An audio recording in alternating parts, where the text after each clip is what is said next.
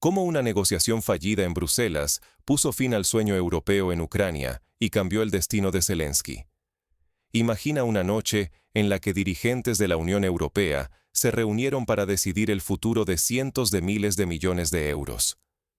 El objetivo: confiscar los activos rusos congelados y entregárselos a Kiev como último salvavidas. Pero la reunión terminó en fracaso absoluto. Ese instante no fue solo un revés político. Fue el punto de quiebre que selló el destino de la guerra y expuso la fragilidad interna de Europa. La incapacidad para acordar la incautación de esos fondos no solo dejó a Ucrania sin recursos, sino que marcó el inicio del colapso del propio sistema europeo. El reloj marcó un antes y un después. A partir de esa noche, la estrategia de Kiev y de la Unión Europea quedó desmantelada ante los ojos del mundo. Este fracaso va mucho más allá de una simple falta de dinero. Las divisiones internas, el miedo a represalias jurídicas y económicas, y la duda sobre el futuro político de Zelensky paralizaron a toda Europa. La decisión de no confiscar los activos rusos no solo dejó a Ucrania sin medios para continuar la guerra, sino que puso en jaque la reputación internacional, la credibilidad financiera y la influencia geopolítica de la Unión Europea. Si subestimas lo que ocurrió esa noche, corres el riesgo de no entender el principio del fin. No solo para Ucrania, sino para el proyecto europeo mismo. Porque lo que estaba en juego no era solo el destino de un país, sino la estabilidad de todo un continente. Para entender cómo Europa llegó a este punto crítico, descubramos qué papel jugaban esos activos congelados y por qué eran la última esperanza tanto para Kiev como para Bruselas.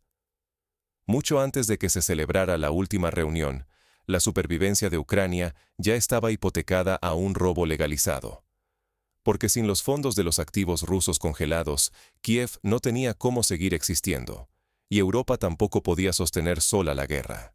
La magnitud de esta apuesta era total. Más de 140.000 millones de dólares estaban en juego, una cantidad que superaba el presupuesto anual de muchos países europeos, y que definía el futuro de Ucrania y de la Unión Europea en el escenario internacional. Estados Unidos, bajo la administración de Trump, había dejado claro hace meses que no seguiría financiando directamente a Kiev. Washington se limitó a suministrar armas y datos de inteligencia, pero el flujo de dinero fresco se cortó. Toda la presión recayó, entonces, sobre los hombros de Europa, justo cuando la región enfrenta su peor crisis energética y económica en décadas.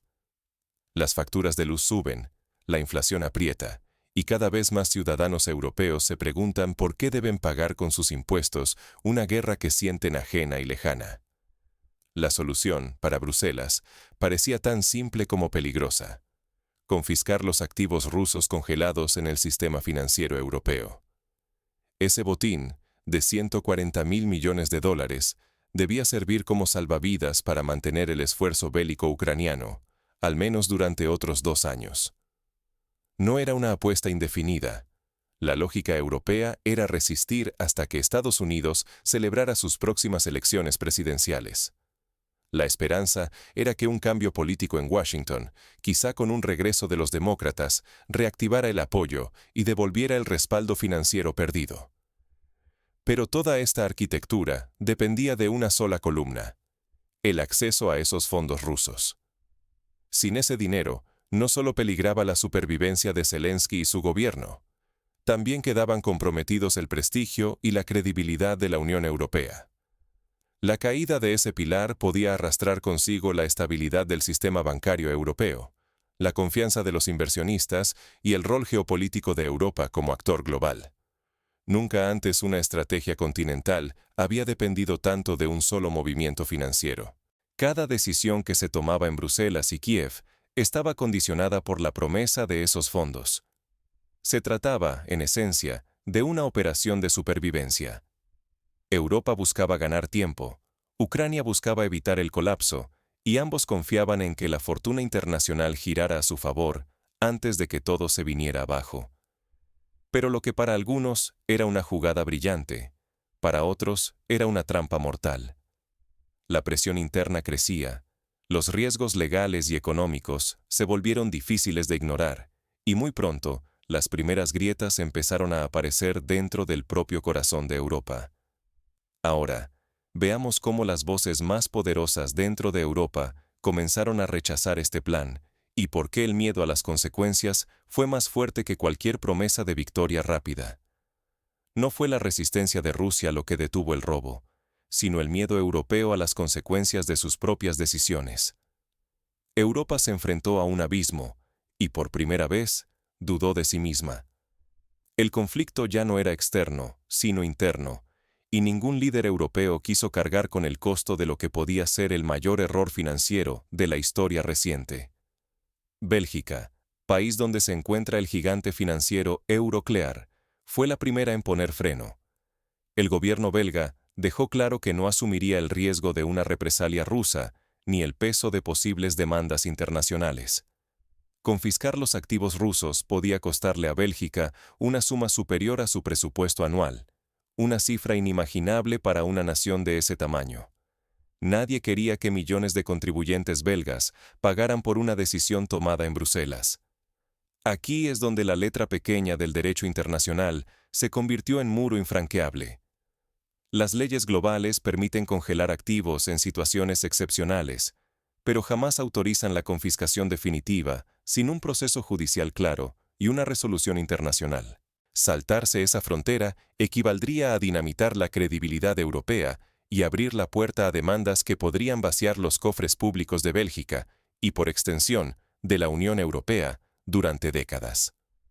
La propia dirección de Euroclear, con voz firme, advirtió que una confiscación así no solo sería ilegal, sino suicida. El mensaje fue contundente. Si Europa roba fondos rusos, nadie en el mundo volverá a confiar en sus instituciones financieras. Los capitales de China, India, los países árabes y América Latina saldrían disparados de los bancos europeos. En cuestión de semanas, cientos de miles de millones de euros podrían evaporarse del sistema financiero continental. La economía europea vive y respira gracias a la confianza global. Sin esa red de seguridad, el sistema bancario colapsaría y arrastraría con él a todas las industrias, al empleo y al bienestar social. Un solo paso en falso, y Europa se vería condenada a décadas de crisis, al aislamiento y al final de su papel como potencia financiera mundial. Este miedo paralizó a Bruselas. Las advertencias de juristas, banqueros y gobiernos transformaron una idea radical en un tabú absoluto. El terror a provocar una fuga masiva de capitales y a perder la reputación internacional fue más fuerte que cualquier discurso político o promesa de ayuda a Ucrania. Una mala decisión podía arrasar con la economía europea y dejar a la Unión en ruinas, irrelevante ante el resto del mundo. La cumbre terminó en silencio, con todos los líderes conscientes de que el precio de cruzar esa línea era demasiado alto. Sin embargo, mientras en Bruselas reinaba la parálisis, en Moscú ya preparaban su propio golpe legal y económico. Rusia tenía una estrategia lista para transformar la derrota europea en una victoria inesperada. Moscú y Washington sellan un acuerdo inesperado. Bruselas queda sola, contemplando el abismo de sus propias decisiones. En cuestión de días, la estrategia occidental se convierte en una ruina geopolítica, mientras el reloj avanza inexorablemente hacia el colapso europeo. Todo comienza con el decreto número 693, firmado por Vladimir Putin. Este documento autoriza de forma oficial la confiscación de activos occidentales en territorio ruso, como respuesta directa a los intentos europeos de apropiarse de los fondos rusos congelados. La advertencia se vuelve realidad. Moscú no solo reacciona, sino que lo hace con contundencia y legalidad desde su propia legislación. Las consecuencias para Europa son devastadoras. Alemania, la locomotora económica de la Unión Europea, se enfrenta a pérdidas superiores a 100.000 millones de euros. Este golpe sería apenas el inicio. Sumando todos los activos occidentales bajo riesgo en Rusia, el impacto para la Unión supera con creces esa cifra. Compañías energéticas, bancos y multinacionales europeas ven cómo sus inversiones y propiedades quedan atrapadas en una telaraña legal sin salida. La reacción de los mercados no tarda. Los grandes depositarios occidentales, ante el peligro inminente de confiscaciones, inician un retiro masivo de fondos. La confianza en el sistema financiero europeo se desploma.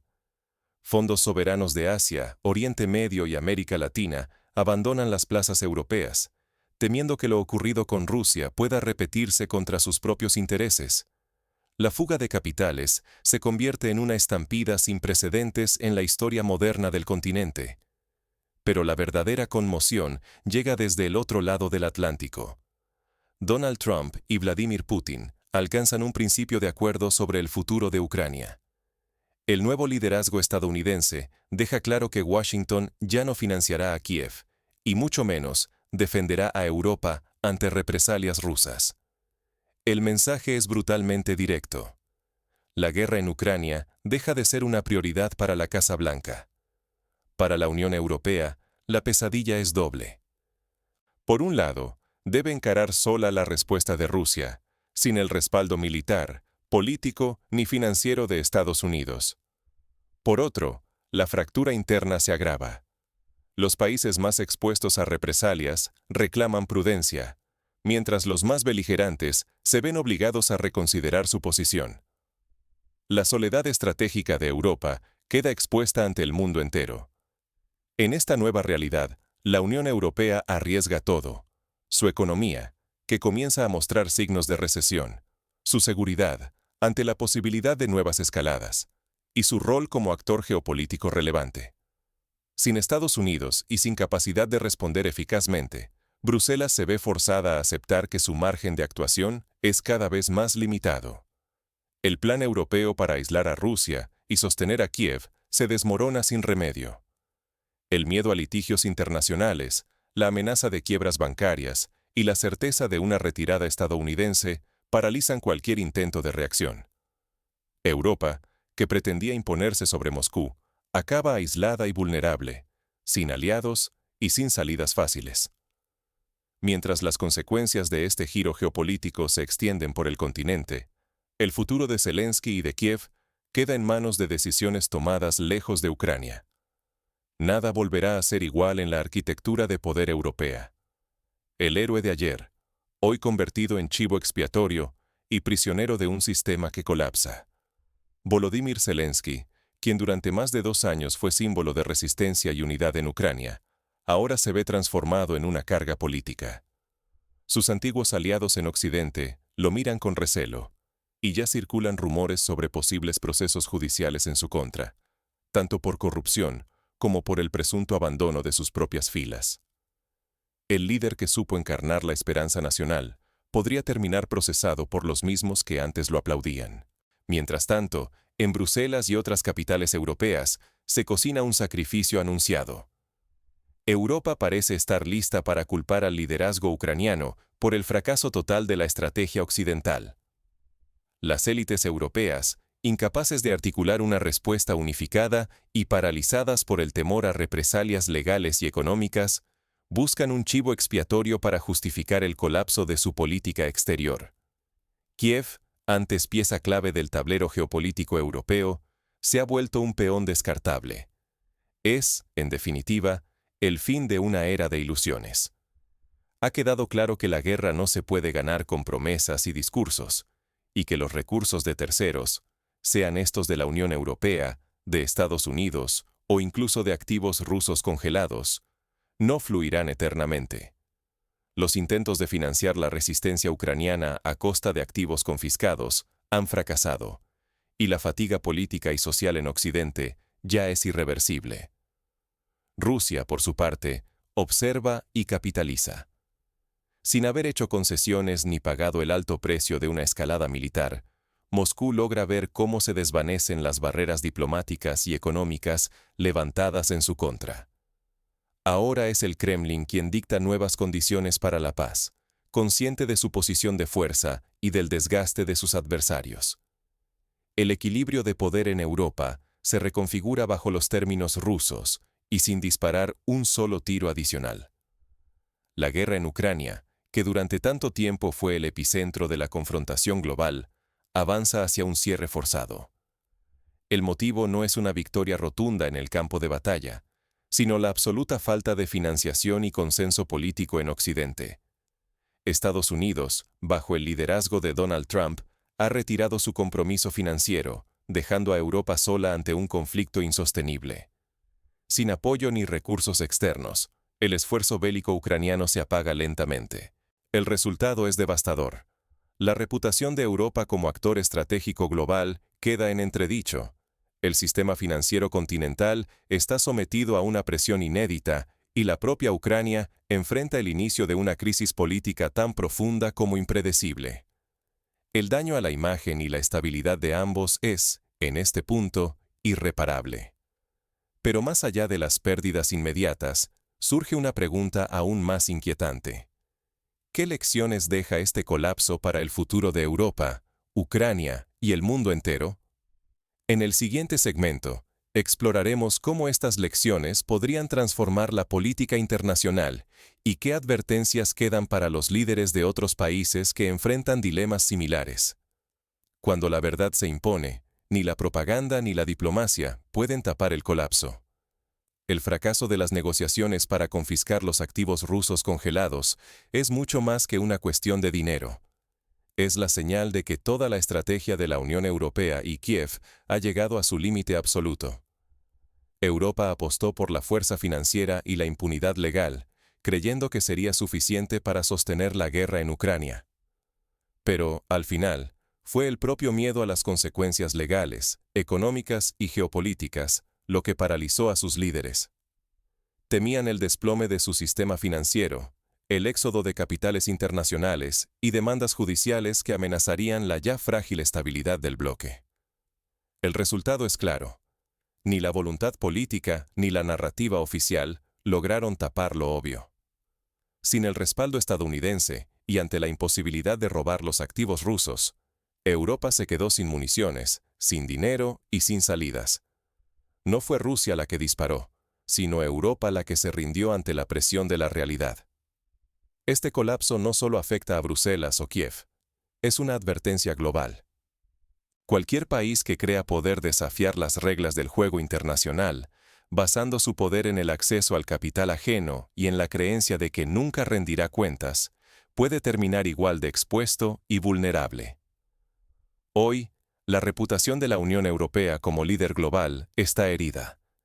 El riesgo para cientos de miles de millones de euros y el futuro político de Zelensky ya no pueden ocultarse tras promesas vacías. El equilibrio internacional tambalea, porque la fragilidad de los sistemas que parecían sólidos quedó expuesta para todos. El círculo se cierra. Europa y Kiev apostaron todo a una jugada arriesgada y perdieron, mientras Rusia alcanzó su objetivo sin necesidad de disparar un solo tiro. El colapso sistémico se convierte en una lección universal sobre los límites del poder basado en la fuerza, el dinero y la arrogancia.